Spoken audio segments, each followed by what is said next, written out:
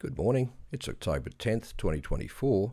We're critiquing the news. The article on your screen is from the Cairns Post and it's titled Pupils Fed Diet of Social Rubbish. Teachers Misinfo Alarm. Now you'd be familiar with the Hegelian dialectic, problem, reaction, solution, and this is an example of that.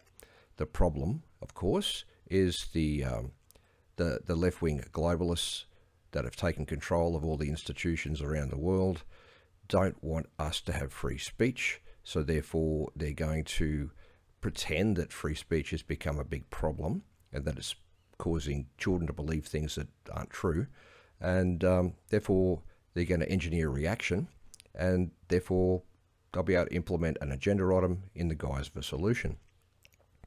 It's a quote from the article. In an alarming submission detailing the grip social media has on Aussie school kids, teachers have laid bare how young people are being exposed to confusing and often dangerous material daily. See all the emotive language just in that opening paragraph? What's that meant to do? They're not just simply stating the facts here, they're manipulating emotion.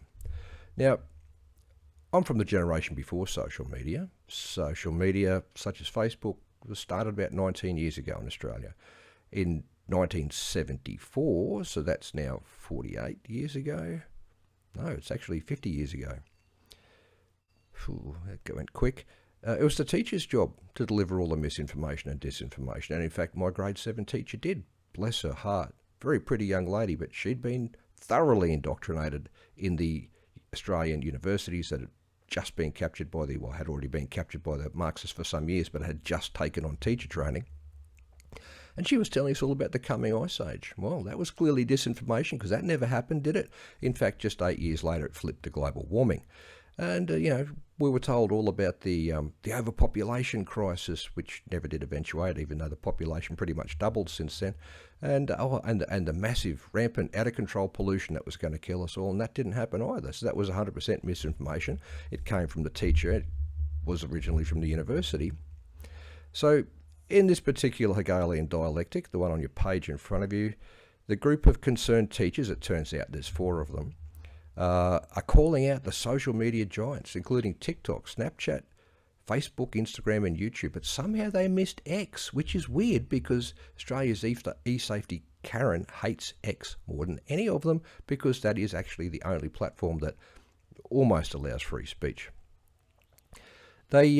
They're very unhappy that 8 to 12-year-olds are being subjected to misinformation and disinformation from Facebook because I guess it clashes with the misinformation and disinformation that they themselves are pushing out there. And these 4 teachers, who coincidentally are all women, and I'm willing to bet they're all white, and I'm willing to bet they're all from one area and they've been friends for a long time, and I'm willing to bet they all volunteer for the Greens. So they've all backed calls, all of them. What a surprise. No dissent amongst the left for under 16s to be banned. So it doesn't matter, what the circumstances are, how the kid uses social media or what their parents have to say of it. They want the nanny state to reach into that family and control, micromanage what that kid can do on that kid's device. And at the end of the day, it's only up to the parents to decide what a kid can do on their own device. So censorship is their objective here, not preventing misinformation or disinformation. We know that misinformation and disinformation is not their issue because they don't want examples of the ABC taken off Facebook or News Corp taken off Facebook. In fact, they're unhappy that Facebook's taken News Corp off because it won't pay them money. Bizarre, isn't it?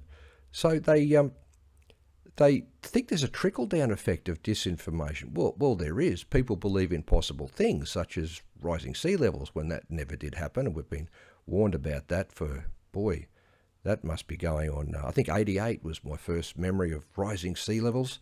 Yeah, it never did happen, did it?